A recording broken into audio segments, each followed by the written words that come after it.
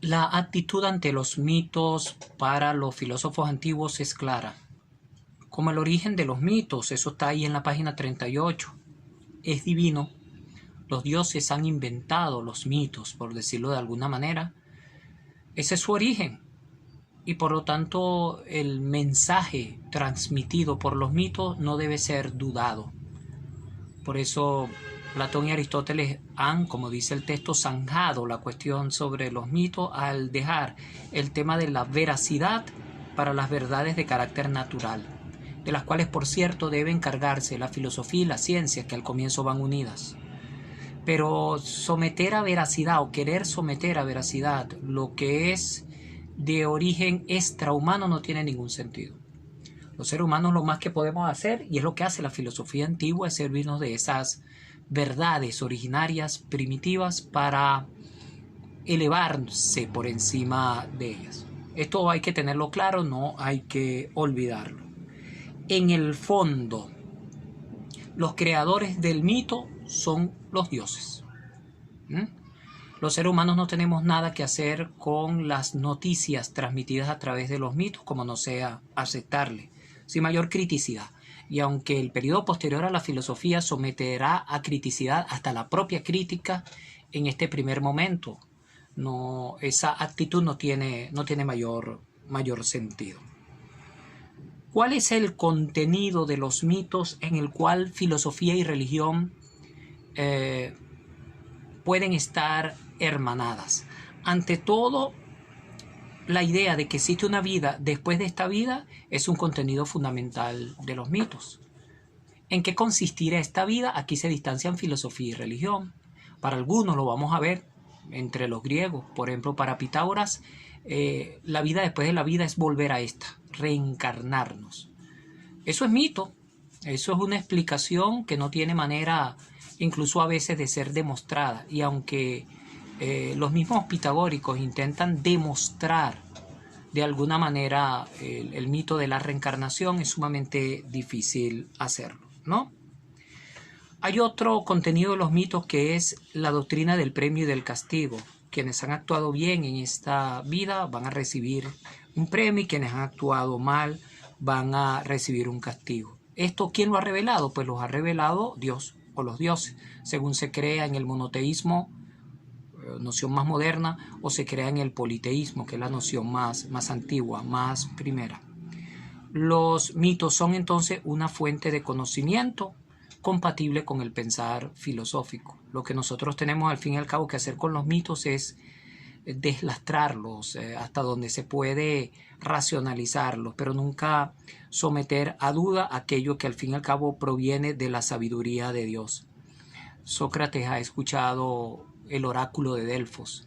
El oráculo de Delfos es una voz de los dioses que en un lugar dedicado precisamente a los dioses le habla sobre su destino.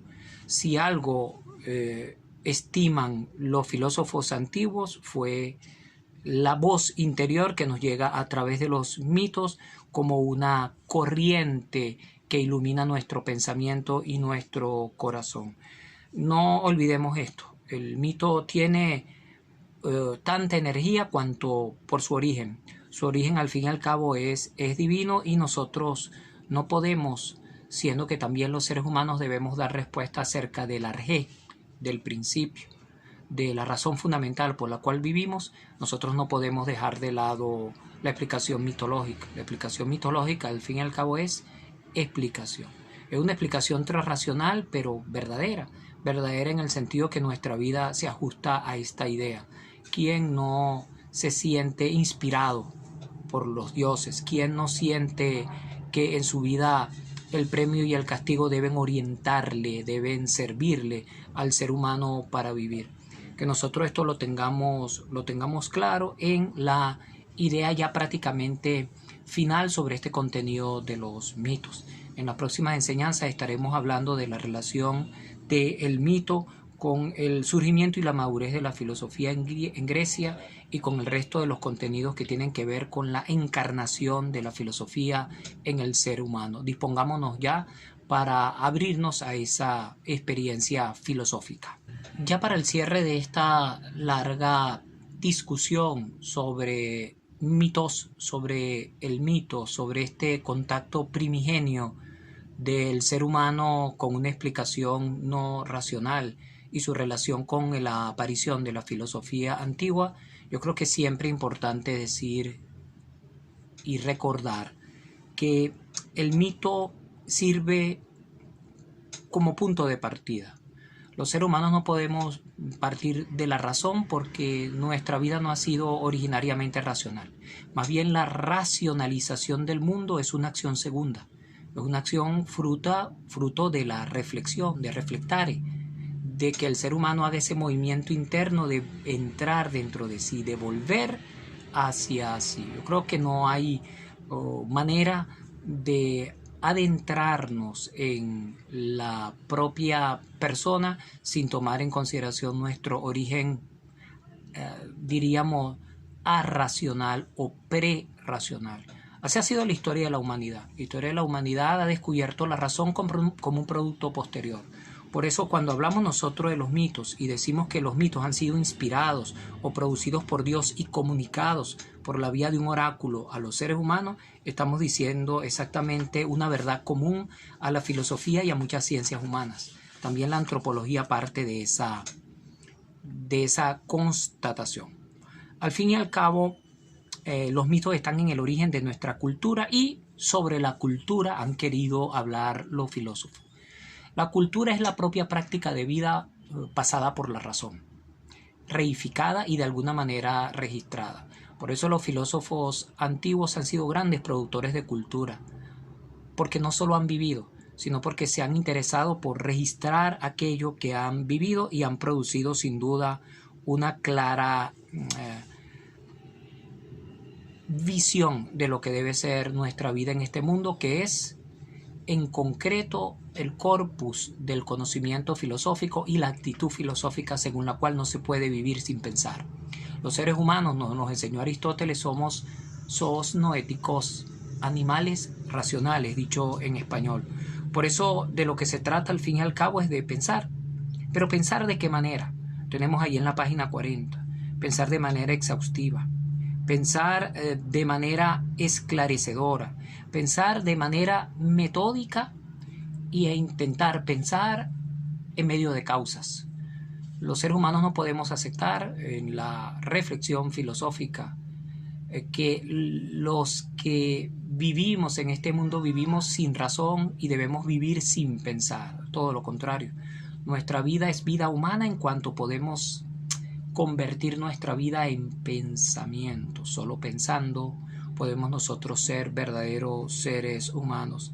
De ese punto de vista deberíamos quitarnos ya esta idea para finalizar esta larga exposición sobre el mito. Debemos quitarnos la idea de que el mito no es digno de ser considerado en el pensamiento filosófico, ¿no? Es el antes de la filosofía, es el antes de la razón. Por eso la explicación mitológica siempre es profunda, siempre tiene, no hay que olvidarlo, aquí nos ayudan autores como Kerenji, por supuesto, y otros grandes filósofos de la religión como Mircea Eliade. Nosotros debemos en todo momento fijarnos en lo que el mito transmite socialmente. El contenido del mito puede ser sometido a duda, sin duda, valga la redundancia, pero nuestra detención debe fijarse, tanto en la filosofía como en las ciencias sociales, en la función social del mito. El mito tiene una función social, en la mayoría de los casos reguladora de la conducta humana, en la mayoría de los casos orientadora de la conducta humana, en el futuro refiriéndose al mito de Dios, como lo llaman los filósofos de la escuela de Frankfurt. Alguno de ellos, Max Horkheimer, va a venir a decir, si Dios no existe podemos matar, es cierto. Si no hay un sentido último, si no hay una vida después de esta vida, si el mito, como lo llaman ellos, de Dios es falso, entonces la vida del ser humano cambia.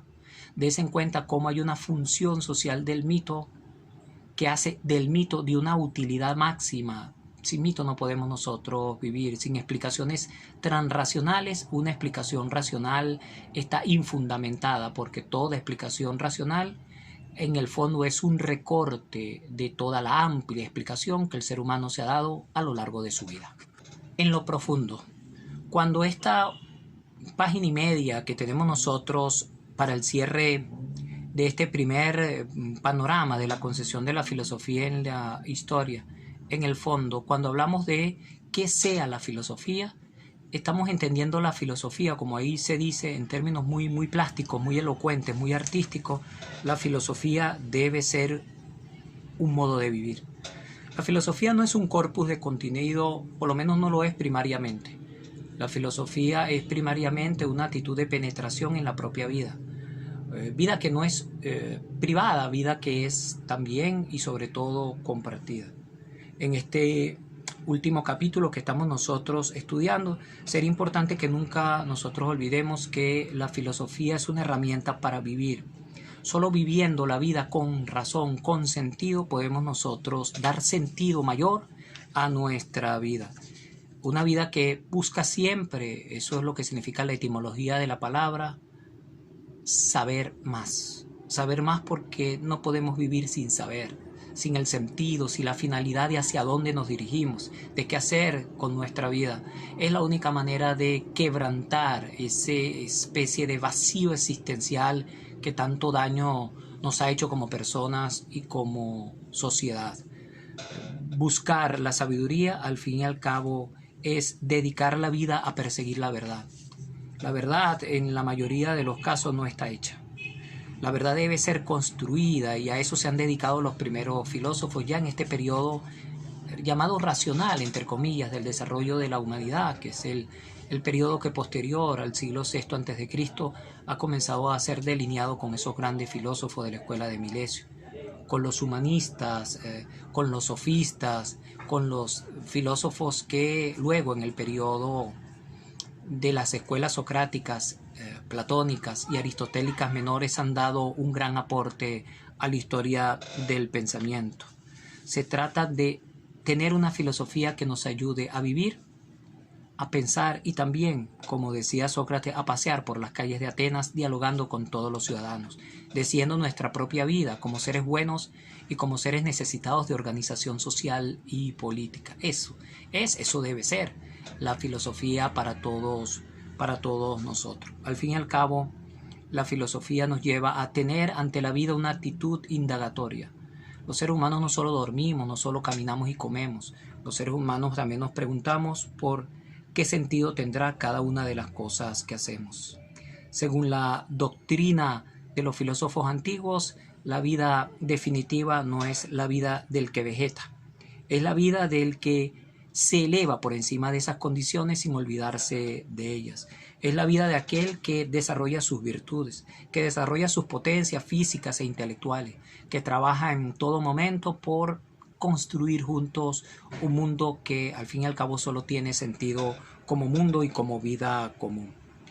Ojalá nosotros podamos en esta primera etapa servirnos de esa inteligencia natural que tenemos, de esa ciencia de las cosas, de ese saber de este mundo pasajero, porque solo teniendo esa sabiduría, ese saber, nosotros podemos elevarnos sobre nuestra condición animal, porque es que al fin y al cabo eso es lo que somos, para acercarnos a una vida más humana, más completa, más llena de realización. Para esto hacen falta dos grandes actitudes y la filosofía nos las adiciona, nos las ofrece: disciplina y humildad.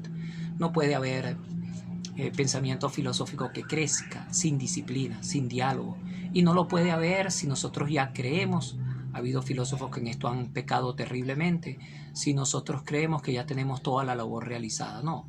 Debemos ser rigurosos en el seguimiento de los contenidos, de los métodos, en el dominio del lenguaje, que yo les he insistido en muchas oportunidades que ustedes lo perfilen, porque el lenguaje filosófico al fin y al cabo es técnico.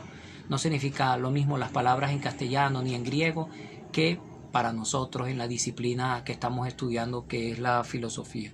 Ojalá nosotros, conociendo nuestros límites, seamos siempre capaces de crecer con mucha fuerza y seguridad en la posesión hacia lo verdadero. Eso buscamos en filosofía. Platón lo llamaba lo en sí, aquello que no cambia, aquello que permanece más allá de los avatares, de los movimientos, de las distintas vías disuasorias que el mundo nos presenta. Que podamos en esta semana, cuando estamos terminando el primer mes de estudio, dedicarnos a este trabajo serio que nos ofrece la filosofía y el ejercicio filosófico.